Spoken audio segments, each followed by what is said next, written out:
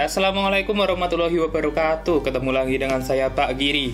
Nah, kemarin kita sudah membahas tentang proses Indonesia merdeka. Nah, proklamasi kemerdekaannya. Nah, setelah proklamasi kemerdekaan, tentunya Indonesia menjadi sebuah negara yang baru. Nah, suatu negara kalau ingin menjadi negara yang seutuhnya, itu kan harus ada syarat-syaratnya. Selain merdeka, itu harus punya wilayah. Terus yang kedua itu harus mempunyai pemerintahan yang sah. Terus yang ketiga itu pengakuan dari negara lain. Nah, syarat yang kedua ini atau pembentukan pemerintah itu yang harus dipunyai oleh negara Indonesia. Nah, tentunya pembentukan pemerintahan ini dilakukan setelah proklamasi kemerdekaan, tepatnya dimulai ketika tanggal 18 Agustus 1945 yang dilakukan oleh Panitia Persiapan Kemerdekaan Indonesia atau PPKI. Nah, rapat-rapatnya itu apa saja sih? Nah, untuk itu mari kita simak penjelasan berikut dalam rapat-rapat PPKI. Nah, sidang pertama itu dilakukan tanggal 18 Agustus 1945.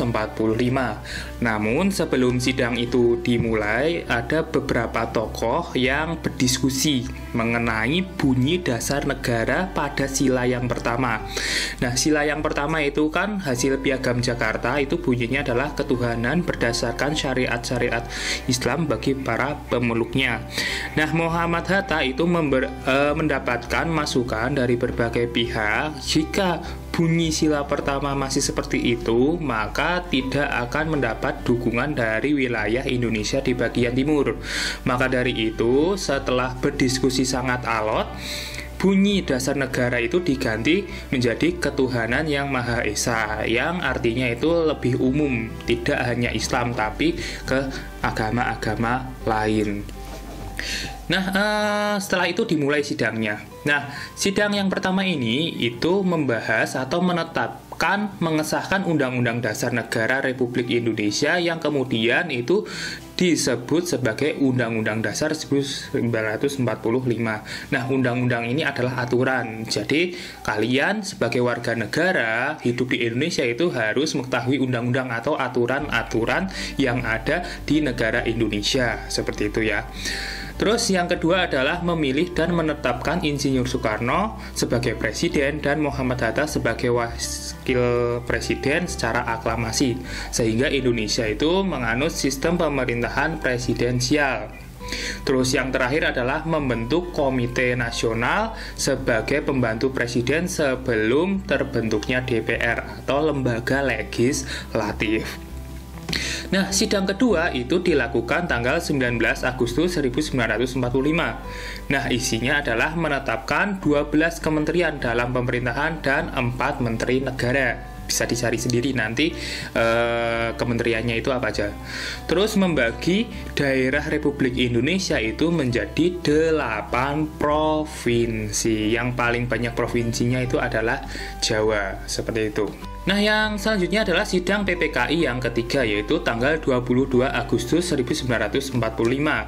Nah, yang pertama pembahasannya adalah membentuk Komite Nasional Pusat. Nah, fungsinya adalah membantu dan menjadi penasehat presiden, karena waktu itu juga DPR belum terbentuk. Selain itu juga membentuk Komite Nasional Daerah atau istilahnya kalau sekarang adalah DPRD kayak gitu. Terus juga membentuk Partai Nasional Indonesia atau PNI dengan tujuan untuk mewujudkan NKRI sebagai negara yang berdaulat, adil, makmur berdasarkan kedaulatan rakyat. Namun partai tunggal tersebut itu akhirnya dibatalkan. Jadi Indonesia itu nggak cuma punya satu partai aja, yaitu PNI, tapi setelah keluarnya Maklumat 3 November, Indonesia akhirnya menganut sistem multi partai atau mempunyai banyak partai ya. Nah, yang selanjutnya adalah pembentukan Badan Keamanan Rakyat atau BKR yang bertugas untuk menjaga keamanan dan ketertiban di daerah berupa ya tentara gitu, tapi belum berupa tentara, cuma badan. Terus setelah itu dengan desakan berbagai pihak, akhirnya BKRI ini dirubah menjadi tentara, ya namanya adalah TKR, yaitu Tentara Keamanan Rakyat. Terus namanya berubah lagi menjadi Tentara Keselamatan Rakyat, berubah lagi menjadi TRI, yaitu Tentara Republik Indonesia, dan sekarang menjadi TNI. Nah, itulah pembahasan mengenai pembentukan pemerintahan dan perangkat-perangkat negara Indonesia yang ya masih menjadi negara yang baru atau negara yang baru lahir. Nah, jadi prosesnya seperti itu ya. Sebenarnya prosesnya panjang, tapi karena ini saya buat video, jadi saya ringkas saja seperti itu.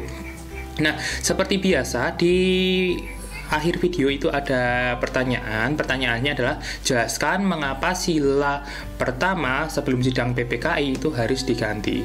Jawab di persensi, dan saya ucapkan tetap semangat kepada kalian yang masih PJJ, karena kondisi sekarang itu semakin parah. Jadi saya harapkan kalian juga jaga kesehatan seperti itu. Nah, akhir kata, wassalamualaikum warahmatullahi wabarakatuh, dan sampai jumpa.